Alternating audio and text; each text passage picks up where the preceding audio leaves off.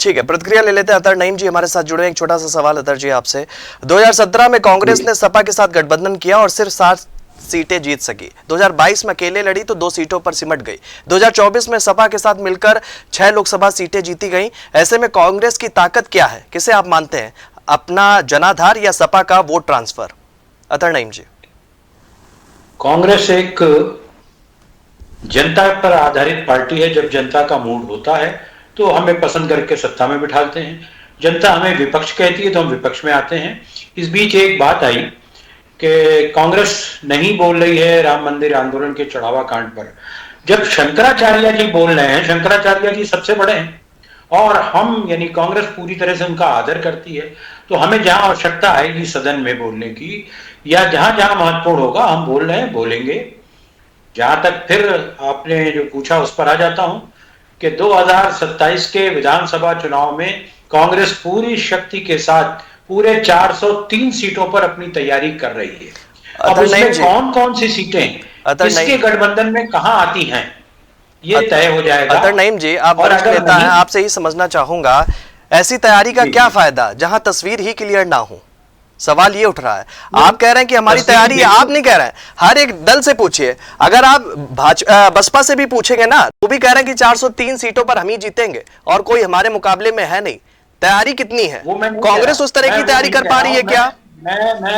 मैं शोभित पाठक जी जो कह रहा हूं उसको समझने का प्रयास करिए कि और भी कई दल, इसका मैं जोरदारी से कह रहा हूं, और भी कई दल कांग्रेस के संपर्क में हैं, हाईकमान के संपर्क में हैं।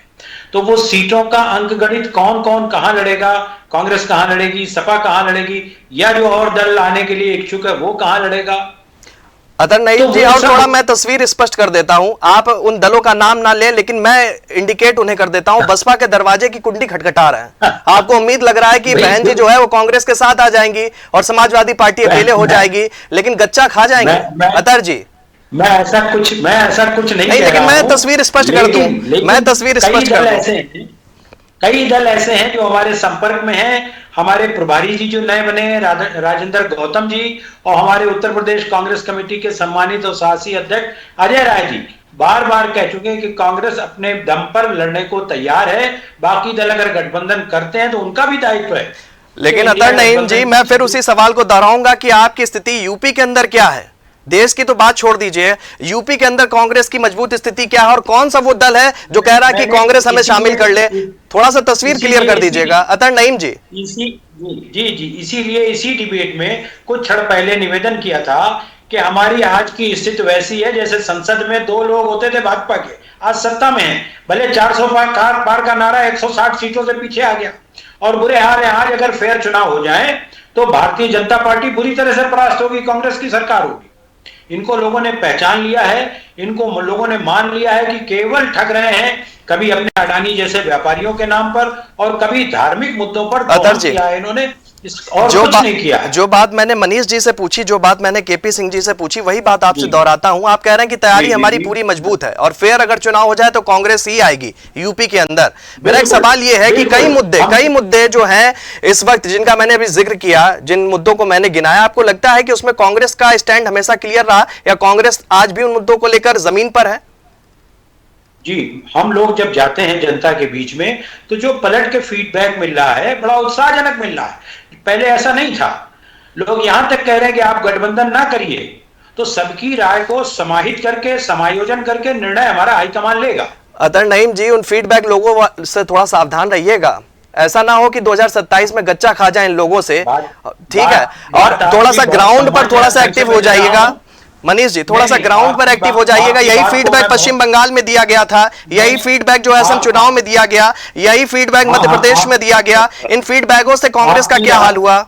आपकी राय को मैं बहुत सादर ले रहा हूं और हम सतर्कता के साथ उस फीडबैक को, हमारे कांग्रेस हाईकमान के फीडबैक को और हम जैसे कांग्रेसमैन से जो बातें पहुंचती हैं सबको मिला जुला के हमारा निर्णय करेगा अतर जी, एक छोटा सा और सवाल मैं पूछ देता हूं, इसके बाद विकास जी का रुख करूंगा। काफी देर से अपनी बारी का इंतजार कर रहे हैं। विकास जी मैं आऊंगा, ठीक है? विजय जी माफ कीजिए, विजय जी मैं आऊंगा आपके पास में। अतर नईम जी, एक सवाल मेरा छोटा सा कि यूपी में आप गठबंधन की दुहाई, विजय जी मैं आ रहा हूं, एक सवाल पूछ, मैं आ रहा हूं। जी प्लीज कंप्लीट कर छोटा सा कंप्लीट करें। इमरान मसूद जी और हमारे अग्रज यहाँ बैठे हुए हैं नईम जी और मनीष जी की बातों को अगर जो आप सुनेंगे तो आपको इस गठबंधन की पूरी रूपरेखा साफ नजर आ जाएगी। आज तीनों लोगों की बातों को आप मिक्स करेंगे तो इस गठबंधन की असलियत आपको साफ नजर आ जाएगी। यह विचारधारा गठबंधन नहीं है कि उस सत्ता की मलाई खाने के लिए 2027 में किसी तरह सरकार में आने के लिए गठबंधन है जो संभव नहीं। विजय जी, और मैं एक सवाल पूछ लेता हूं अतर नईम जी से। अतर नईम जी, एक छोटा सा सवाल, देखिए यूपी में आप गठबंधन की मजबूती का दावा करते हैं, आप पश्चिम बंगाल में चुनाव लड़ते हैं किसके सामने? ममता बनर्जी के सामने। इंडिया गठबंधन की मीटिंग होती है तो सोनिया गांधी जी उनको गले लगाती हैं और सब कुछ ठीक होता है, लेकिन फर्क क्या होता है? सत्ता चली जाती है पश्चिम बंगाल से टीएमसी की। आप अगर बात कर लेते हैं इसी गठबंधन को लेकर, तो इसी गठबंधन में मध्य प्रदेश में अखिलेश यादव जी ने कहा था कि कांग्रेस बड़ी चालू पार्टी है, कृपया सावधान रहिएगा। उसी गठबंधन के साथ आप लोकसभा चुनाव में आ गए, फायदा जरूर मिला लेकिन मध्य प्रदेश में आपको नुकसान हो गया। तो ऐसे गठबंधन से क्या फायदा होगा आपको यूपी में? अतर नईम जी, देखिए अभी आपने चर्चा की ममता बनर्जी जी की, तो ममता बनर्जी से हमारे हाईकमान यानी राहुल गांधी जी ने सीधे बात की थी कि मिलकर चुनाव लड़ना चाहिए। हम ममता बनर्जी से नहीं लड़ रहे थे, हम जो भारतीय जनता पार्टी सत्ता में आना चाहती थी, जिस ढंग से आना चाहती थी, उन मुद्दों पर चुनाव लड़ रहे थे और हम वहां बिल्कुल शून्य हो गए थे। पूरे प्रदेश में, बंगाल में हमारी अच्छी स्थिति हुई, हमारे लोग लड़े, लोगों को फिर से जनता में जाने का अवसर मिला और हमें मिले, वहां विधायक मिले, हम जीते। ममता बनर्जी जी किन किन कारणों से हारी हैं ये उनको विश्लेषण करना चाहिए, उन्होंने क्या गलत निर्णय लिए और अब वो सुधार कर रही हैं, इंडिया गठबंधन में आ रही हैं, बातचीत कर रही हैं, राहुल गांधी जी से बात करने में इच्छुक हो रही हैं, आदि आदि। तो ठीक उसी तरह से उत्तर प्रदेश है। उत्तर प्रदेश में हम चाहते हैं कि सबसे पहले हमारा पुराना गठबंधन है सपा का, उसके बाद जो दूसरे अन्य 3-4 दल है, एक आध का आपने नाम भी लिया, महत्वपूर्ण दल का नाम लिया, वो अगर आना चाहते हैं तो हम अपने हृदय से लगाएंगे। हमको तो अतर नईम जी यही फर्क है, मैं यही फर्क तो समझाना चाह रहा हूं। अतर नईम जी, वो आना चाहते हैं, क्या वो कांग्रेस में आना चाहते हैं? कांग्रेस के ये क्यों लगता है कि वो आना चाहते हैं? कांग्रेस में नहीं कहा श्रीमान जी, हाँ। मैंने कांग्रेस के इंडिया गठबंधन में आना चाहते हैं, चलिए ये कह रहे हैं आप ना, इंडिया गठबंधन में आना। आपको क्यों लग रहा है कि वो आपके साथ आना चाहते, मतलब इंडिया गठबंधन में आना चाहते हैं? हाँ, आना चाहते हैं। सबकी छोटी मोटी बातें या शर्तें कह सकते हैं, उसको बैठ के हो रही है, बातचीत हो रही है, समन्वय बिठाकर बहुत जल्द निर्णय सामने आ जाएगा। ठीक है विजय जी, प्रतिक्रिया आपकी चाहूंगा। अब देखिए कांग्रेस का तो विजन क्लियर है, वो कह रहे हैं कि इंडिया गठबंधन में लोग जो है आना चाहते हैं। बीजेपी की क्या स्थिति है? इंडिया गठबंधन में लोग आना चाहते हैं, मतलब कि छोटे जो दल हैं वो इच्छा रखते हैं इंडिया गठबंधन में आएंगे और फिर बीजेपी को हराएंगे। सतर्क हो जाइए विजय जी। कांग्रेस के नेताजी ही बता पाएंगे कि कौन आना चाहता है कौन नहीं, इस पे मैं नहीं जाऊंगा, लेकिन मुझे आज की परिस्थिति में कोई कांग्रेस के साथ गठबंधन करना चाह रहा, मुझे ऐसा प्रतीत नहीं होता।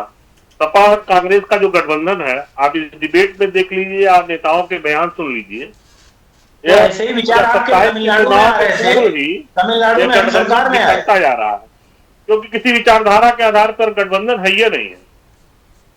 इन सभी नेताओं के आप बयान, चाहे राहुल जी हो, अच्छा आपका मुफ्ती मोहम्मद सईद और महबूबा सईद के साथ, आपका मुफ्ती मोहम्मद सईद और महबूबा मुफ्ती के साथ कश्मीर में गठबंधन विचारधारा के आधार पर था, किस पे था?